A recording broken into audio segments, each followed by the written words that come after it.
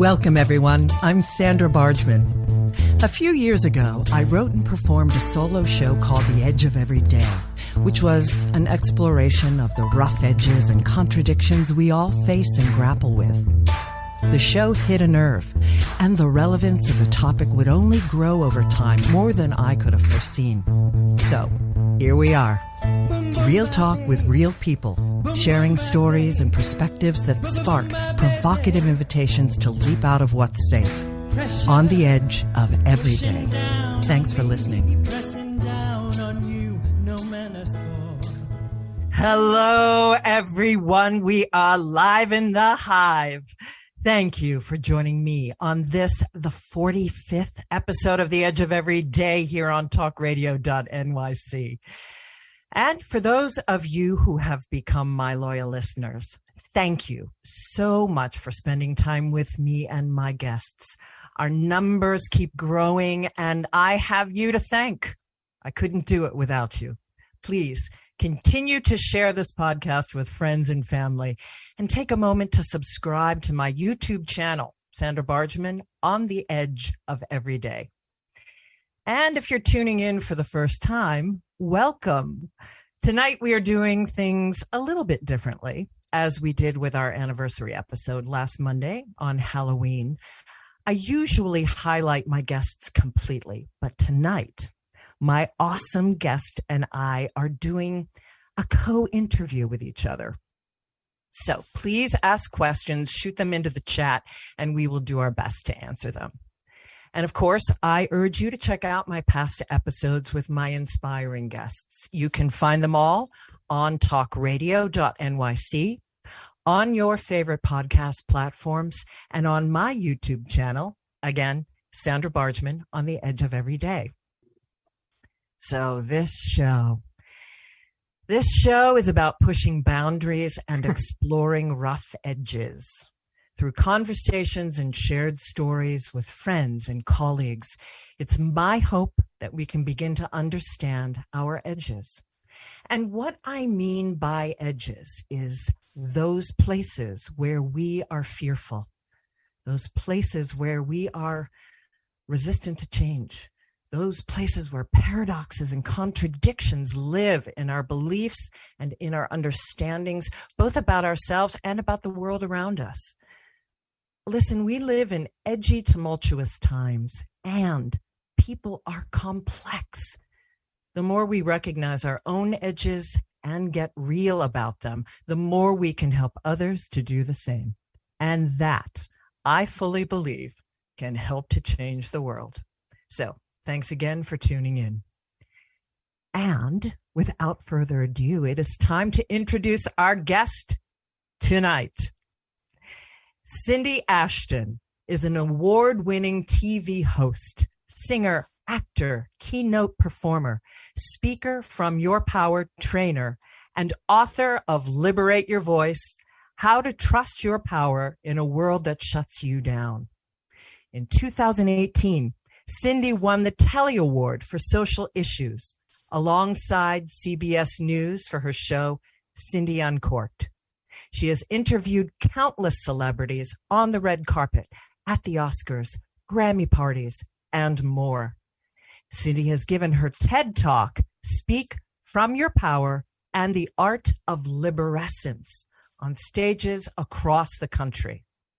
Drawing from her extensive background working with Broadway professionals, Emmy winners, and Hollywood celebrities, she is a master at showing her clients how to increase their sales, connection, and influence through the power of storytelling and their voice.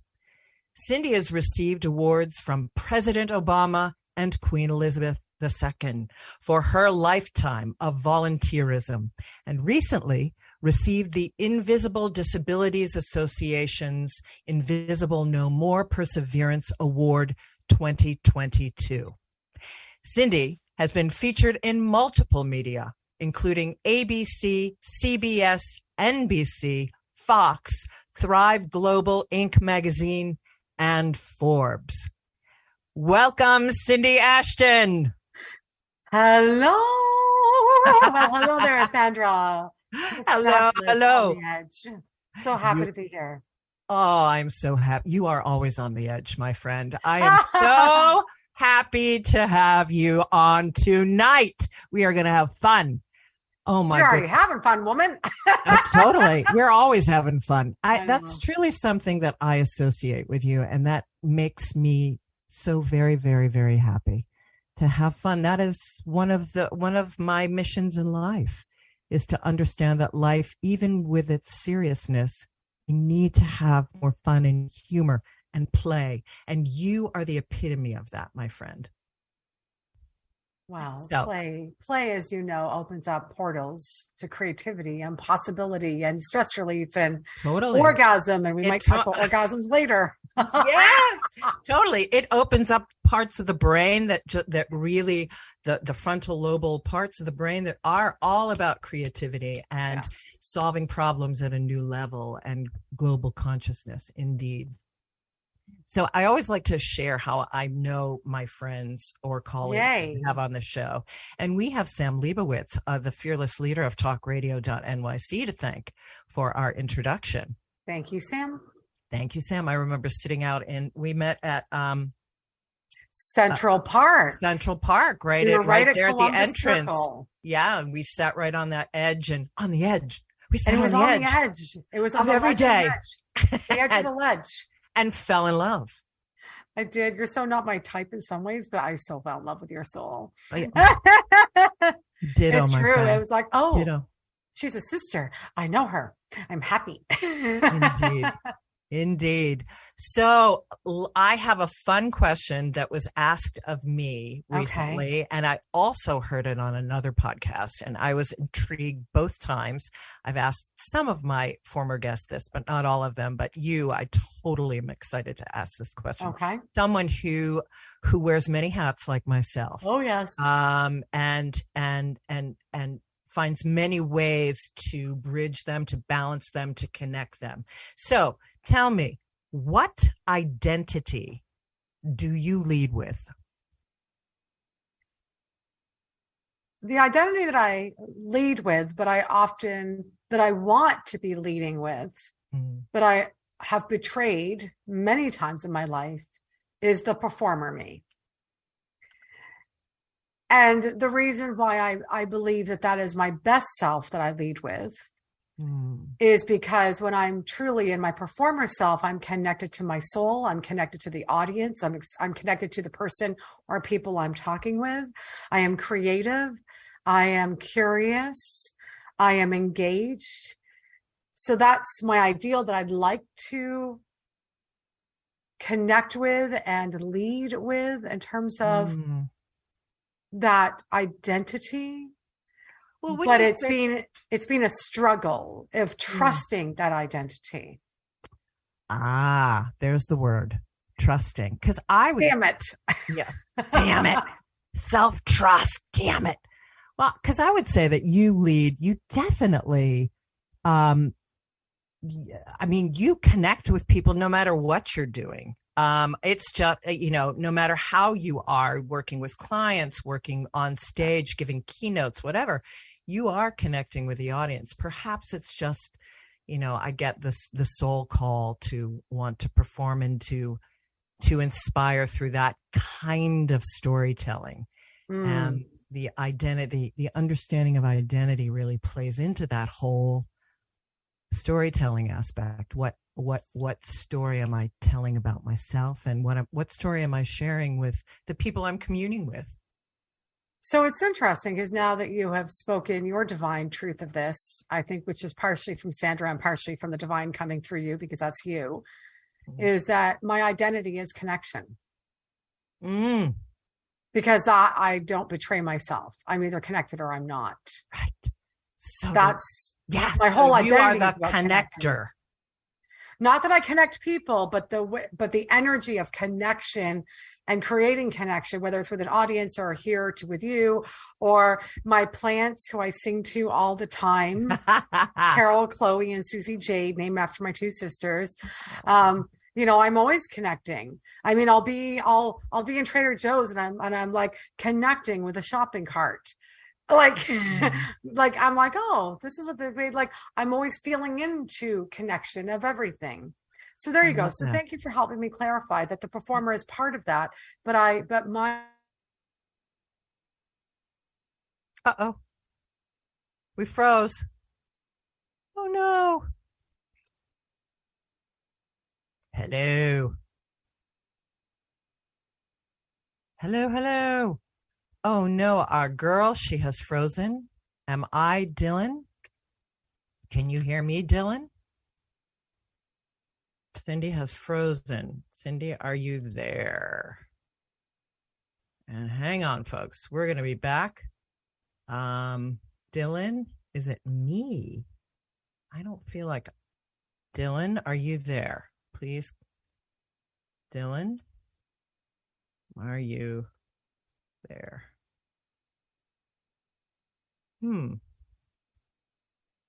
She froze. Yes, she did. She'll come back in. So while we're waiting for Cindy to jump back in. Oh, she's back. There she is. So my Oh, she's froze again.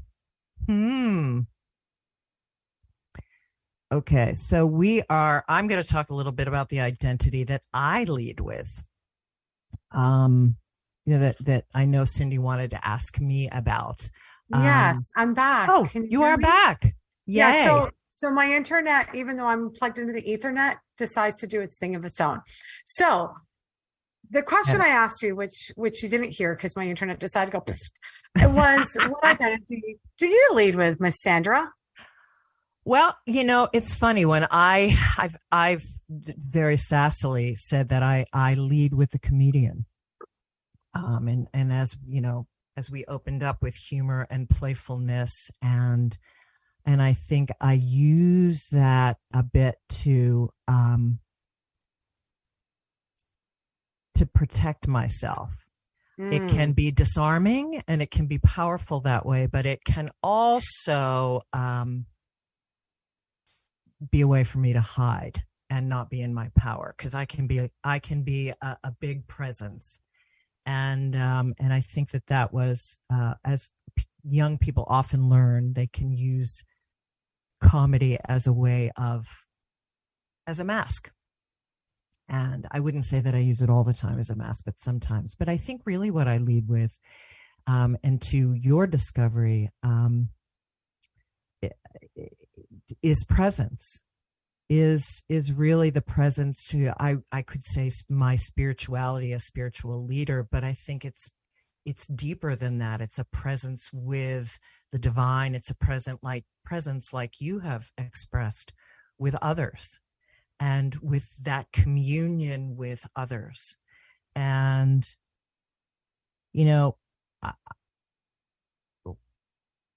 my understanding about that and wanting to weave that into this show was what prompted me to desire to weave some ritual into each of my episodes. I was just on a podcast, Amplify You, with Michelle Abraham, who is a big name in the podcasting community.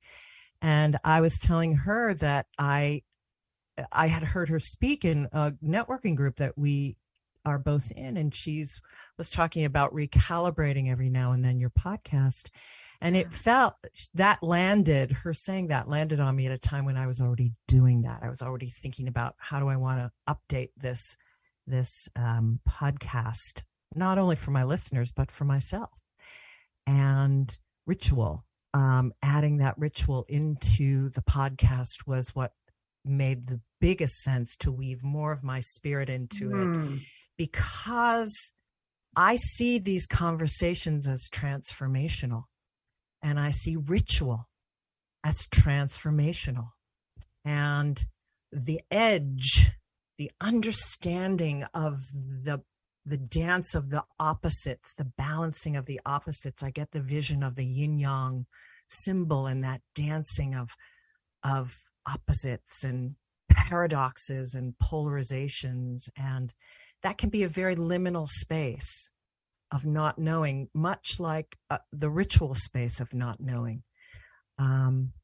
So I'm going to, before we go on to break, I am going to open the circle of this conversation with a beautiful opening invocation. And I'm going to light a candle. And I've written this in honor of you, Cindy Ashton, and our work with finding the power of our voices. Mystery of life, you who are as vast as the universe, and you who are as personal as a heartbeat, help me always to speak the truth quietly, to listen with an open mind when others speak, and to remember the peace that may be found in silence. The wisdom of the universe is truth, and this wisdom and truth flows through me. Help me to be a person of truth in all that I do and in all that I say. Open the gate of consciousness through the beauty and power of our voices, and allow each of us to be seen and heard more fully. And so it is. And so it is. And I will light this candle before we go to break.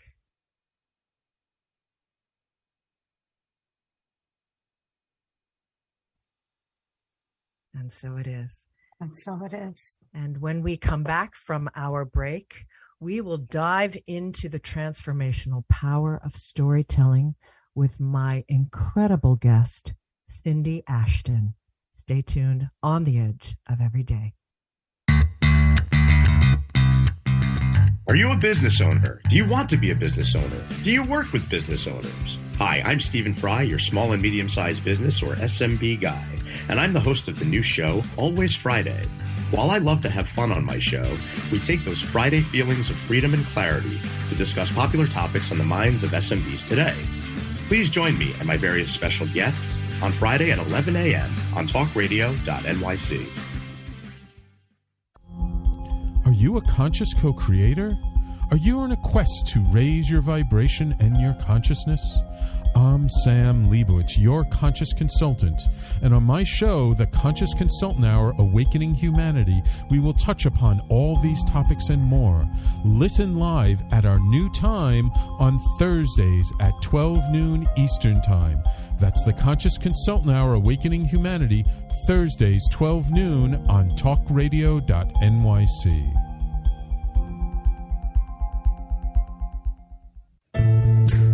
Are you on edge? Hey, we live in challenging, edgy times, so let's lean in.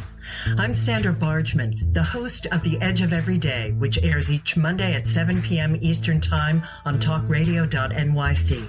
Tune in live with me and my friends and colleagues as we share stories and perspectives about pushing boundaries and exploring our rough edges. That's The Edge of Every Day on Mondays at 7 p.m. Eastern Time on talkradio.nyc.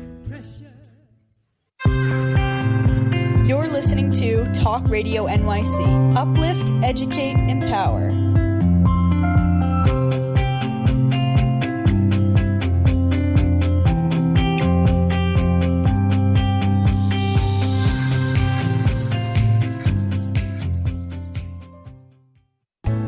Chipping around, kick my brain to the ground. These are the days it never rained, but it pours on the edge of every day.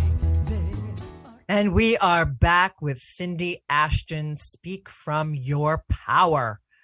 So now we're going to dive into the transformational power of storytelling, which is always a big, fat favorite topic of mine. And it's really at the heart of all of the work that both you and I do, Cindy.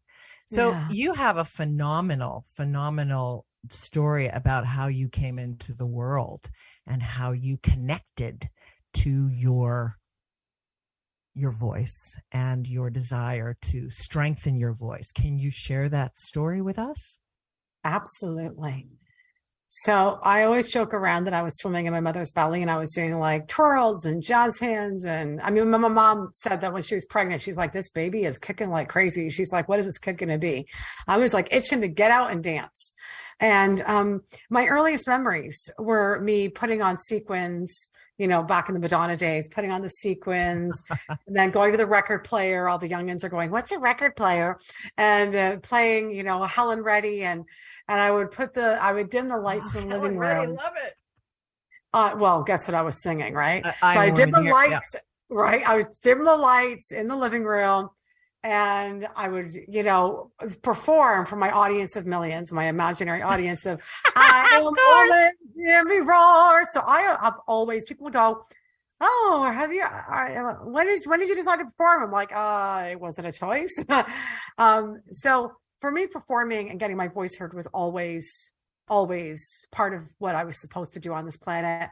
And as you know, and some of the people watching who have heard me speak before, my body had other plans for me. I was born with a 20% chance of living, heart failure, and structural damage on the left side of my body, which meant that I had casts on my legs as a toddler in hopes that my legs would grow out and that I might be able to walk, let alone go on to dance. And I had to have speech therapy to learn how to speak, hopefully speak, let alone sing. And I had my first heart surgery when I was 11 days old, and then 2 more surgeries at 5 and 14. And the doctor said at 14 years old, well, you know, Cindy, we've saved your life, but you're going to need a 4th heart surgery. It's been 30 something years and still no 4th heart surgery. They said I'd be on medication for life. And that's a crazy story how I got myself off of medication, but I've been off medication for over 30 years. Cindy, that's incredible. Oh, I did not know that. Oh, okay. So here's the crazy story. You know how 13, 14, because I was 14, you know how we're defiant bitches at that age? I'm still a defiant bitch, but a rebellion in heart. I'm a rebellion at heart. So they tell me that I, have to take, don't do more than walking because it's going to be too strenuous for your heart. All this laundry list of what I couldn't do. Don't do more than general courses. Don't go to university. Just have a nice, easy life. And I'm like, okay. So thankfully I was 14. I was a bitchy 14 teenager who was like, oh yeah, you telling me it's wrong. So I remember, like, as much as I hate libraries and I love knowledge, but I hate libraries. They're stuffy and I feel like I'm going to choke when the lights drive me crazy.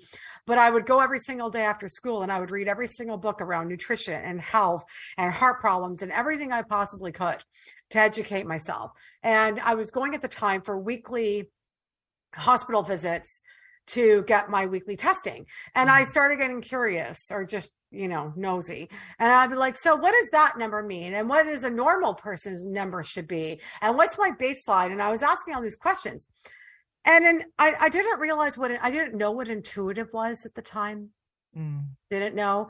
But I intuitively just asked myself, well, if I take 4 pills a day and I'm stable right now, if I knocked it down to 3.5 pills a day, would my body adjust? So I knocked it down to 3.5, and every week I'd go in. I'm like, what's my numbers? I'm like, oh, I'm still stable. So a month or 2 later, I'm like, yeah, I'm going to knock it down to 3 pills. So I did this for about a year, never told the doctors, never told my parents. And then one day I was like, hey, FYI, I've been off medication for a month. And I've been off medication my body just, so it has been, so the challenge with living with an invisible disability, is that people can't see it. And if they can't see it, they don't believe you. So there's so many stories I have, and just to kind of highlight a couple of stories, being in a hospital in and out throughout my childhood, literally I would have a doctor looking at an echocardiogram with all his, 5, and unfortunately I'm saying him because there was really not as many females back then in the medical profession. Yeah. It's getting better. Literally, it has a long way to go. Residents, students poking at me would literally look at the screen and go, oh, you see somebody right here? Somebody died of that last week. And I'm like, you fucker, I'm sitting right here. I am lying right here. Oh right. Or it would be like, I really don't want all the residents to touch me. Well, you don't have a choice. I'm like, wow, is that shit still going on? Because can we talk about consent? That's a whole other episode. Yeah. So I learned very early on that my voice didn't matter and that I wasn't important. And it has been a lifetime of trying to advocate for myself. And so I took it upon myself, as usual, to spend my entire life studying everything to do with the art and the craft and the science of getting your voice heard. Yeah, in every and much the same way you researched your health. I mean, just this. I continue to. It's fantastic. This passion to know all of the tendrils, all of I'm done. The whole story of this, and to transform the story. Right. So this really is getting your voice heard, getting the public's voice heard. This is personal for me. Oh, it's personal, and it's been a lifelong mission, and I continue to study and continue to learn, and I have continued to reverse all my health stuff. And my integrative medicine doctor and I had a conversation last year, and she's like, have you thought about doing a documentary on your story? Because I have all the scientific data to show how you have literally created miracles in your body, and it doesn't make any sense. And I said, I think I should do a documentary so that I can explain to people all my research and what I've done, because chronic illness is real, but it can, for some people, because I'm not going to say for everybody, but there are things that can be done, but people don't know about them. I've just spent my whole freaking life researching. Yeah. So when we got, just before we hopped on tonight, you had something really phenomenal that you know, because I was, for those listening in, I was telling Cindy just basically overall some of the directions I wanted to take our conversation in. And Cindy, you know, she had this really powerful thing that she said, you know, that I want you to please repeat, Cindy, because I think it really, it is a big portion of the transformational power of storytelling. Please repeat. And this is really important, because this has been my big aha that I have completely freed myself from in the last couple of weeks. It's my big thing I'm very proud of. So when you grow up not being seen and heard and disregarded, you fight to get your voice heard, regardless of what situation you are. But what happens is that when you start to get your voice heard and you get attention, then you get addicted to that attention. And, you know, when I won the Invisibility, you know, Invisible Disabilities, Invisible No More award, I was very honored. And I was like, finally, I'm being recognized for my lifetime of work on this. Yeah. But what I've been really unraveling in the last couple of years, and I wasn't able to name it until last week or two, was the fact that I get off, we're going to use that word because we're talking about orgasm. We're going to use that word. I get off on the attention and the nourishment that I get. And I was like, nope, not anymore. I'm done getting the attention and the nourishment I need, because I'm now being seen and heard for being invisibly disabled. I am far more excited about getting the attention and nourishment that I need, because we all need attention and nourishment. I am far more excited to do that in a way that will impact the world in a greater way, which means we'll talk about our song together later, which means more of my music going out in the world, more of my acting going out in the world, more of me working with amazing clients. So that's a big aha. What are we all addicted to that is not freeing us? And what is it that it's giving us that we can turn into a positive? Well, it really touches on something that I've mentioned in a few of my podcasts, the difference between storytelling that genuinely uplifts and transforms, or understanding the story that restricts ourselves. We can begin, and it could be possibly the same story at different times in our lives. That if we've clinged to something that no longer serves us, it restricts us energetically and doesn't really tell our true story, but we cling to it for reasons like it gives us the energy, the addictive energy that we so desire. And to wrap this up before commercial break, for me, it was both, because I knew that I mean, for years, people have said, finally, somebody's talking about this, because we still don't talk about it enough in our society. So for me, it really was that I was impacting a lot of lives, but it was at the cost of me. Oh, And totally. so I will still advocate for this cause, but I don't know what it's going to look like in the You future. may not lead with that identity. I don't lead with that identity. There you go. Back to that. Exactly. All right. So we're going to take a break now. And when we come back with our luscious Cindy Ashton, we are going to talk about passion and the connection to our voice and to Standing Strong song when we come back with Cindy Ashton on the Edge of Every Day. Stay tuned. Are you passionate about the conversation around racism? Hi, I'm Reverend Dr. TLC, host of the Dismantle Racism Show, which airs every Thursday at 11 a.m. Eastern on talkradio.nyc. Join me and my amazing guests as we discuss ways to uncover, dismantle, and eradicate racism. That's Thursdays at 11 o'clock a.m. on talkradio.nyc. Are you a small business trying to navigate the COVID-19 related employment laws? Hello, I'm Eric Sauver, employment law business law attorney and host of the new radio show Employment Law Today. On my show, we'll have guests to discuss the common employment law challenges business owners are facing during these trying times. Tune in on Tuesday evenings from 5 p.m. to 6 p.m. Eastern Time on talkradio.nyc.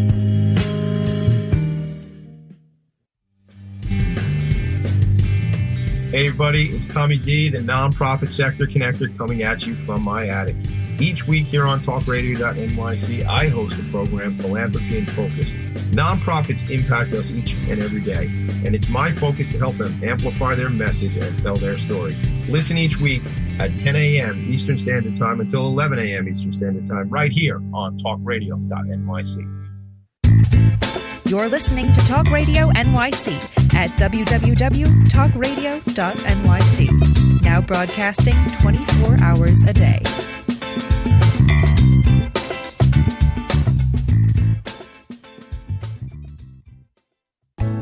Chipping around, kick my brain to the ground. These are the days it never rained, but it pours On the Edge of Every Day with Cindy Ashton. And we are back talking about passion and its connection to finding our voice, sharing our truth, speaking our truth to power. Yes. So Sandra, Yes. you've heard my passion for voice. Where does and one of the things that I love about you is that your voice gets heard on so many levels as an interfaith minister, bringing couples together for their marriages, counseling people, as a presentation trainer, as an artist. You have an extraordinary voice. Where did your passion to get your voice heard start?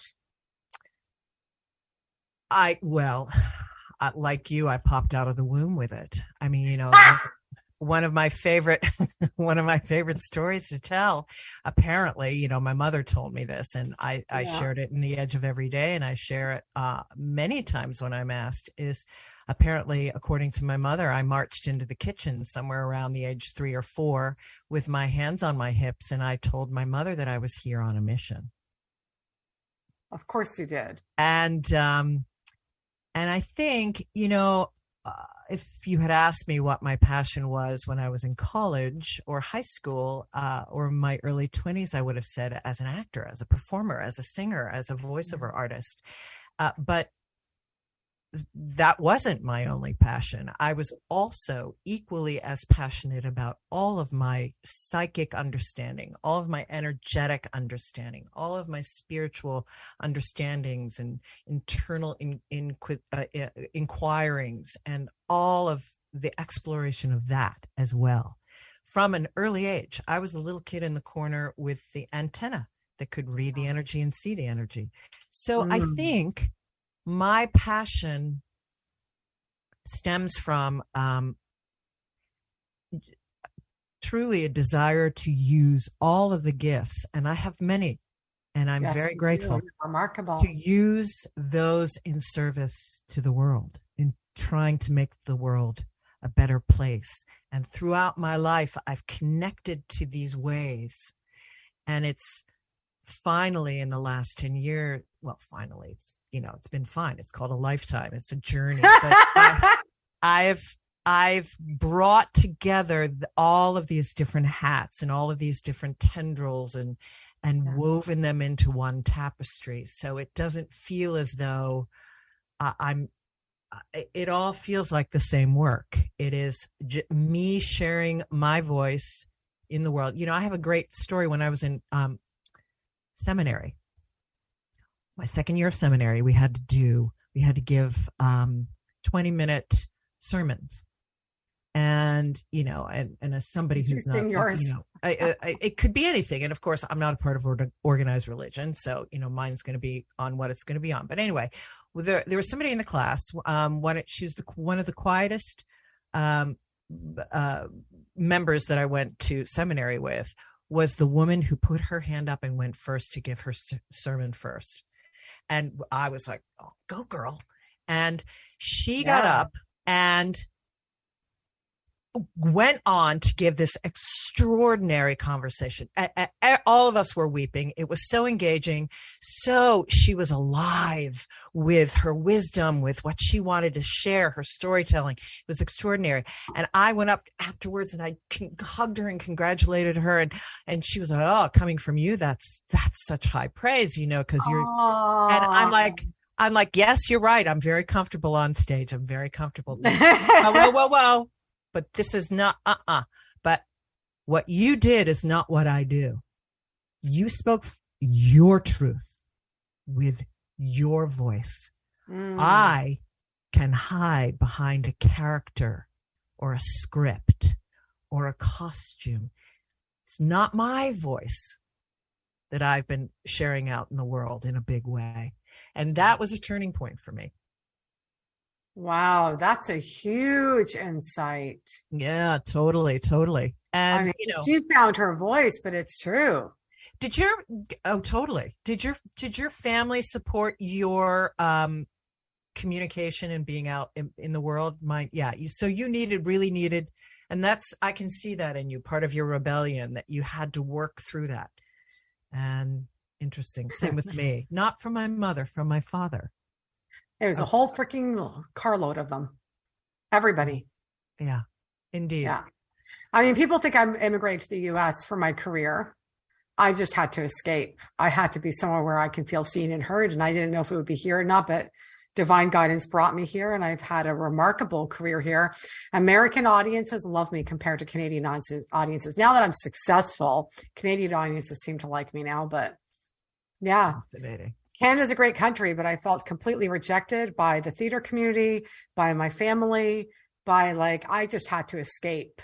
I would have not been still here if I was still there. I needed to get out of there and be somewhere where I could be seen and heard. And I'm here. Yeah.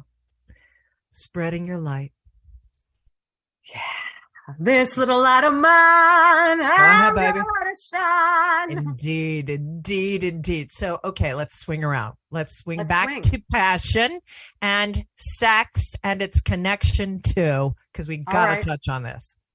All right, so let's talk science. So I did a degree in kinesiology. This blows my mind. Kinesiology of all things. I love it. Right. So when I went to university, I got in for music, which is a whole crazy story, but that's for another show. And I'm like, what am I going to do for my second major? And as I was flipping through, I'm like, what's kinesiology? And I'm like, it's a study of the human body. And I'm like, this is what I go to libraries every freaking day to do, is figure out how to heal my body. So I took that degree so that I could dissect bodies and analyze pee and draw blood and do all these things. I mean, it was pre-med, really. Yeah. All I have to do is, and I had almost straight A's. So if I did 2 chemistry courses or took the MCAT, I can get into med school, just saying. But it's so interesting because I had only taken this just so that I could continue to figure out how to heal my body. But I ended up doing a specialization in relaxation therapy. And while it was supposed to be for me only, it has informed my work as a Speak From Your Power trainer, and in ways that is beyond there, beyond. Because what I started to notice over time, because I started teaching voice and piano and then moved to, speaking and then executives and blah, blah. But what was really fascinating is that I would start to notice, because of my relaxation therapy degree, correlations between stress patterns in people's body, with specific traumas, with specific ways that it showed up in their body language and their speaking voice. So when people say to me, well, I've already had speaking training, I'm like, yeah, but you could do everything they're telling you and you're still going to come across badly because of what's happening with your stress patterns. So the most perfect presenter who has everything choreographed and they have great speech could still come across badly and turn people off and lose sales because of the stress patterns in the body and how it affects voice, body language, presence, and energy. And I have over the years documented specific traumas to what specific voice issues to specific. And one day I'm going to hire a research company to go and take this and substantiate this before I die. Oh my gosh. You need to, are you familiar with the work of Carolyn Mace, who's a medical intuitive? So I've seen her speak years ago and I was impressed with her, but I haven't read anything lately. But maybe this is along those lines. I gotta give her some of my research and say, go do this and give me credit because truly, right? So it's about being connected to the body. And over time, I started to make connections that we were not taught in school. But I'm like, wait a second, we've got our celiac nerves, which other people know as the second brain or your solar plexus, which is an inch or two below your belly button. Mm-hmm. And I'm like, this is your emotional brain. And as I'm helping my clients to breathe and release the stress by doing, I realized that I'm actually raising their sexual energy. I'm releasing oxytocin. But also by learning how to breathe there and you're connecting with the celiac nerves and you're stimulating them, it helps you to be truthful. And as actors, it's all about truthfulness. But I find that most people who do speaking training, it's about posturing and it pisses me off to no end. But when you breathe into your body and the celiac nerves are working, then you're magnetic. And we're going to talk about the sexual nerves in a moment, but when you have the celiac nerves activated, you're more in touch with your emotional intelligence and you are literally able to feel and read other people and be able to respond from a place of truth versus like, I'm going to be happy and I'm going to be sad. And then I started thinking even deeper as I'm working with clients because I go right to their pelvic floor. And for people who don't get offended, I'm like, breathe up through your vagina or breathe up until your testicles. But I read people for a living, which is being terrible and wonderful for my dating life. I'm like, and Clyde, and you have this trauma and we're done. But going back to this, at the bottom, we have our splenic nerves. And our splenic nerves, there's different parts of them, but if we go down to the pelvic floor, splenic nerves is for sexual arousal, it's for procreation, it's all these wonderful things. Mm-hmm. When we truly learn how to breathe into that part of our body, we then activate those nerves in healthy ways, in terms of healthy sexuality. So you are automatically super magnetic, charged up, expansive, attractive, no matter what you look like, no matter what size you are, if you're an introvert or an extrovert. And people are attracted to you and they're enthralled by you and they don't even know why. And so when I work with clients, I read people, the clients that are open, I talk to them about healthy sexuality and they love it. And then a lot of the women, especially those who've been traumatized in any kind of way, when they get into their body and into their sexual power, they actually take their power back because they're in their safety zone. They feel strong that they can actually spot if someone's going to be a predator. Like, it's unbelievable this works. I need to be able to teach this to other people so that they can take this over and we magnify Absolutely. this. Well, in the times that we are in, I mean, if there's ever a demographic of people who really need to get in touch with the power of their voice, it's women. It's absolutely women that need, and they are. And, I don't mean to insinuate that women are not rising up and getting in touch with the power of their voice, but I mean, that's the kind of thing that, and it's not just for people who are presenters or speakers. I mean, this is the kind of work that every single solitary female on the planet right now needs to have. Right. That getting in touch with speaking their truth, speaking their boundaries, speaking their wisdom, not people pleasing, not over explaining, not right. All of those things that, three things that, not apologizing, standing in their power, standing in their vocal power. Oh, I'm getting incredible chills from this because why? Because tomorrow we're all voting. Tomorrow women are all going to vote Oh, they're going to come out using and the vote. power of their voice as Right. their vote tomorrow on election day. That's a lovely moment to take a lovely, deep, glorious breath. Oxytocin breath. I'm sorry. Oxytocin breath. Yeah. Exactly. Well, that was glorious, Cindy Ashton. You're And glorious, darling. Well, yeah. So we have to take a break. It's as always, this show flies far too fast. But when we come back, if you have any other points on this you want to make, terrific. And then we're going to move on to Standing Strong Song. And yes, when we come back with Cindy Ashton on the edge and Sandra Bargman on the edge of every day. Of every day. Hey everybody, it's Tommy D, the nonprofit sector connector, coming at you from my attic. Each week here on talkradio.nyc, I host a program, Philanthropy in Focus. Nonprofits impact us each and every day, and it's my focus to help them amplify their message and tell their story. Listen each week at 10 a.m. Eastern Standard Time until 11 a.m. Eastern Standard Time, right here on talkradio.nyc. In a post-COVID world, you may have many unanswered questions regarding your health. Are you looking to live a healthier lifestyle? Do you have a desire to learn more about mental health and enhance your quality of life? Or do you just want to participate in self-understanding and awareness? I'm Frank R. Harrison, host of Frank About Health, and each Thursday, I will tackle these questions and work to enlighten you. Tune in every Thursday at 5 p.m. on talkradio.nyc, and I will be frank about health to advocate for all of us. Are you a conscious co-creator? Are you on a quest to raise your vibration and your consciousness? I'm Sam Leibowitz, your conscious consultant, and on my show, The Conscious Consultant Hour, Awakening Humanity, we will touch upon all these topics and more. Listen live at our new time on Thursdays at 12 noon Eastern Time. That's The Conscious Consultant Hour, Awakening Humanity, Thursdays, 12 noon on talkradio.nyc.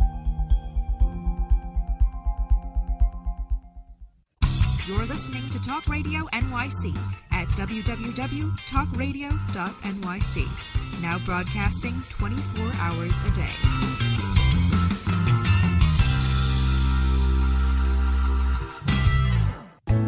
Chipping around, kick my brain to the ground. These are the days it never rained, but it pours on the edge of every day. And we are back with Cindy Ashton. Speak from your power.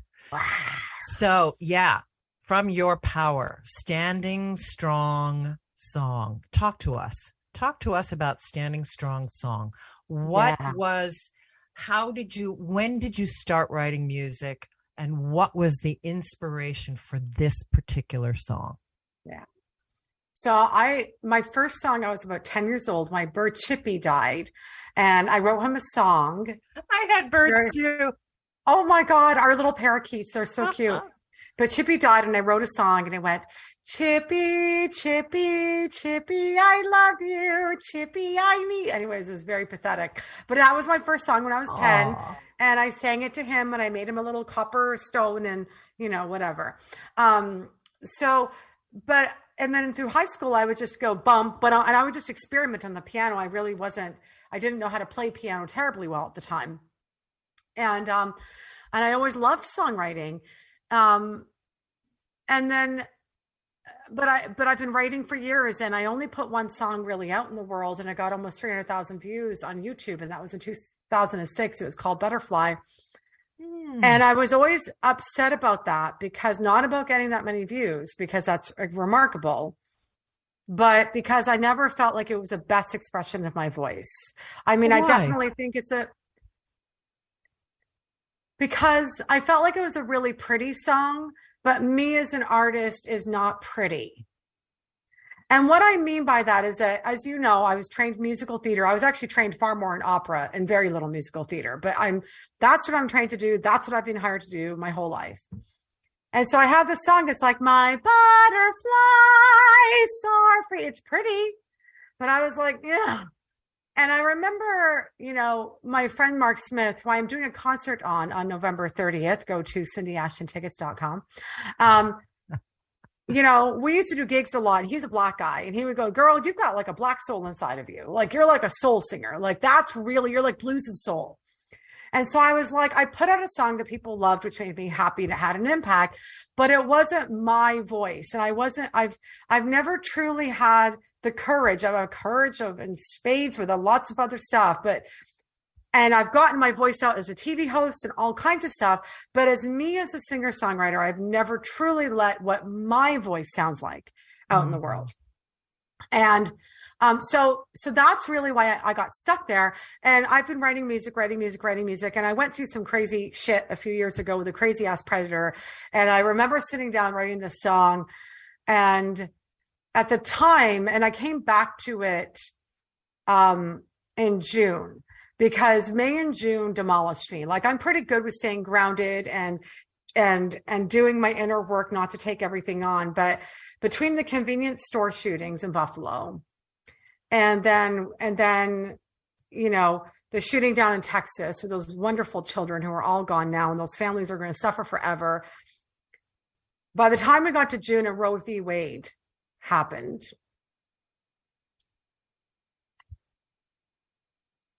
it took me to the place where I'm trying not to go at this moment, which was deep sorrow and grief and shock and anger and rage. And I thought and I had already been planning on putting my music out finally and having the bravery. I'm like, get off your fucking ass and get your music out there. And so I called you to be my co-lyricist, because you're phenomenal as a musician and as a storyteller, but you're also, like me, very aligned and have done a lot of work on yourself. And I knew that you would be a great collaborator. And so we started to work on the song, and we were super excited because we had the launch on October 28th. And there were challenges. The producer is a wonderful human being who's very talented, but we weren't in alignment. And no matter how many times we tried to get on the same page, it just wasn't happening. And when I heard the final cut, I was sick to my stomach. And I remember calling you, but I was like, can you listen to this and see, like, am I overreacting?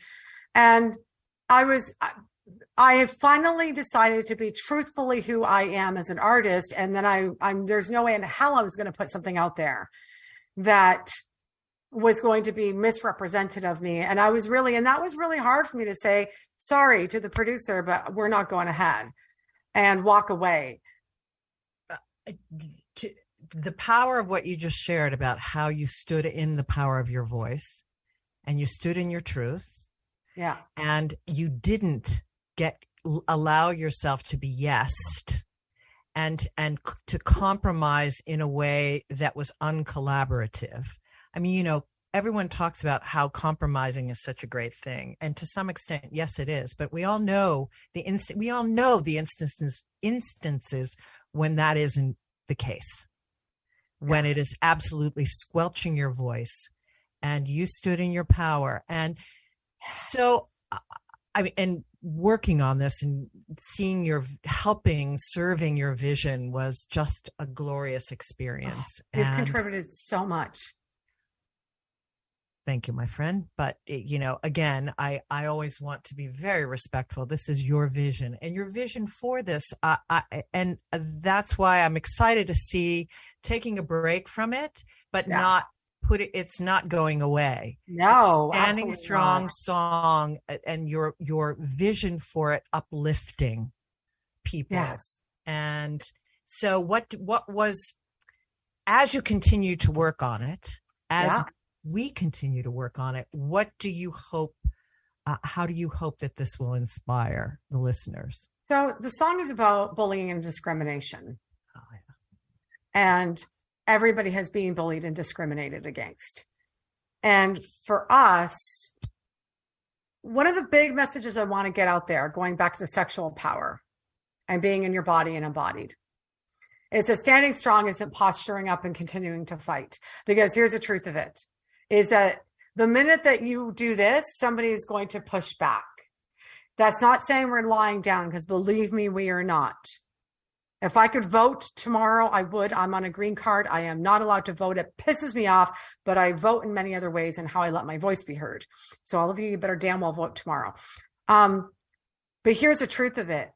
But if we can open up the space, if standing strong is about being in your power and not being postured, but truly in your power and opening up the space, then there's room for conversations and for people to come together.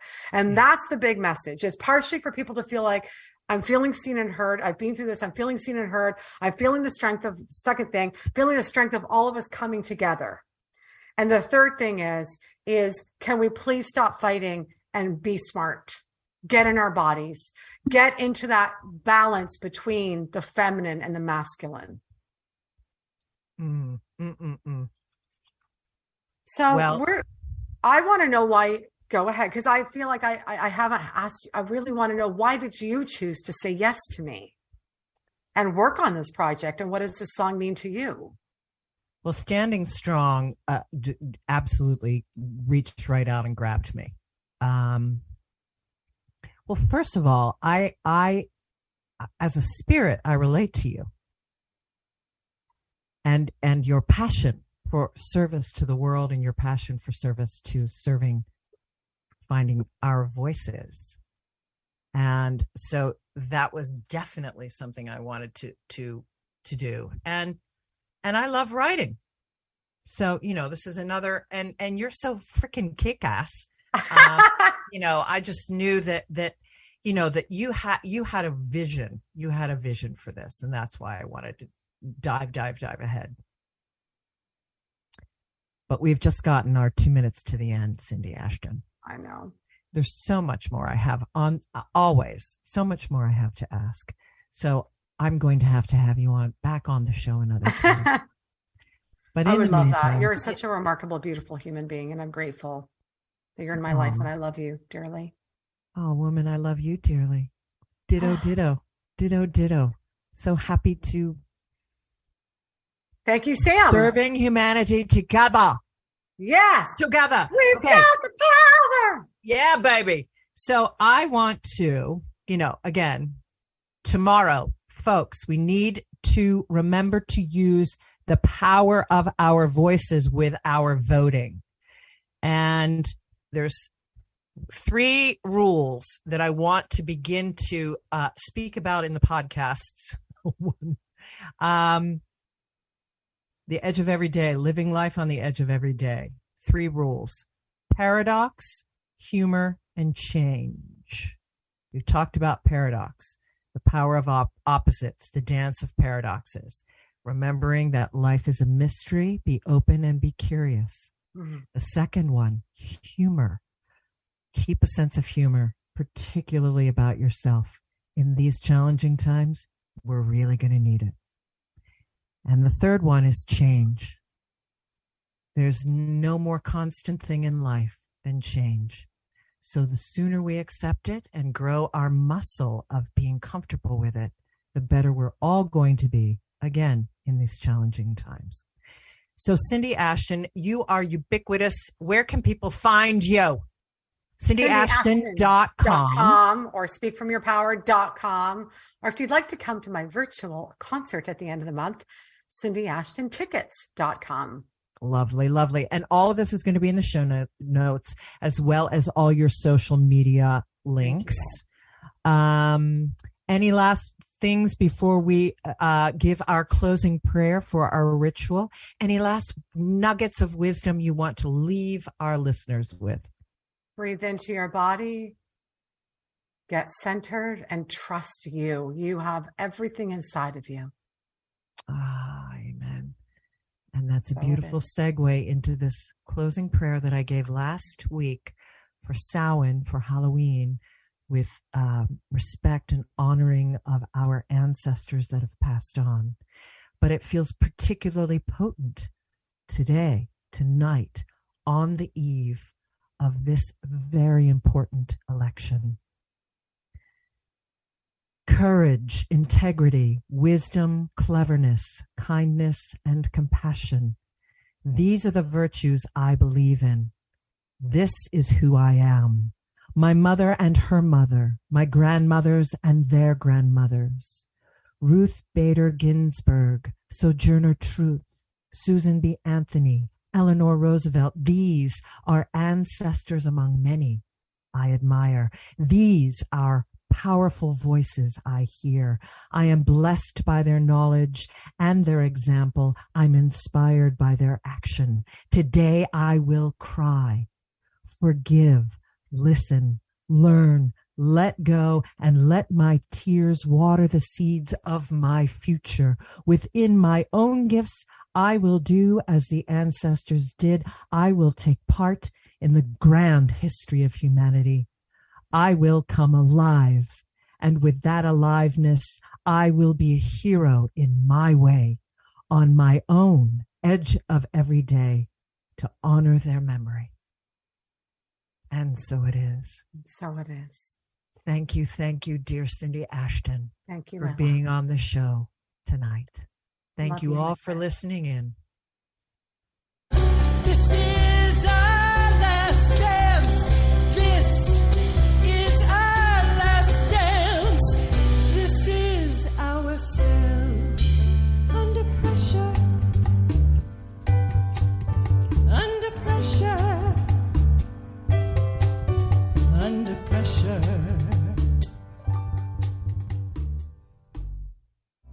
You're listening to Talk Radio NYC. Uplift, educate, empower.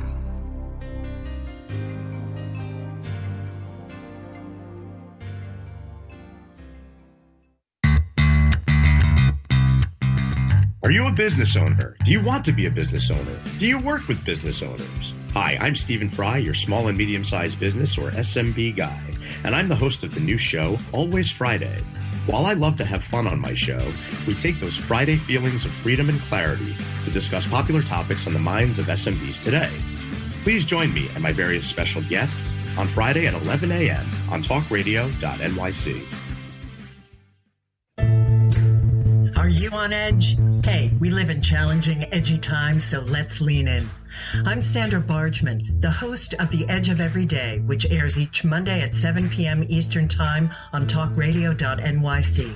Tune in live with me and my friends and colleagues as we share stories and perspectives about pushing boundaries and exploring our rough edges. That's The Edge of Every Day on Mondays at 7 p.m. Eastern Time on talkradio.nyc. Are you a small business trying to navigate the COVID-19 related employment laws? Hello, I'm Eric Sauver, employment law, business law attorney, and host of the new radio show, Employment Law Today. On my show, we'll have guests to discuss the common employment law challenges business owners are facing during these trying times.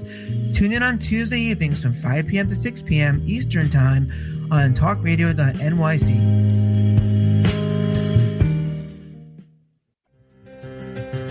In a post-COVID world, you may have many unanswered questions regarding your health. Are you looking to live a healthier lifestyle? Do you have a desire to learn more about mental health and enhance your quality of life? Or do you just want to participate in self-understanding and awareness? I'm Frank R. Harrison, host of Frank About Health, and each Thursday, I will tackle these questions and work to enlighten you. Tune in every Thursday at 5 p.m. on talkradio.nyc, and I will be frank about health to advocate for all of us. Passionate about the conversation around racism? Hi, I'm Reverend Dr. TLC, host of the Dismantle Racism Show, which airs every Thursday at 11 a.m. Eastern on talkradio.nyc. Join me and my amazing guests as we discuss ways to uncover, dismantle, and eradicate racism. That's Thursdays at 11 o'clock a.m. on talkradio.nyc. You're listening to Talk Radio NYC. Uplift, educate, empower.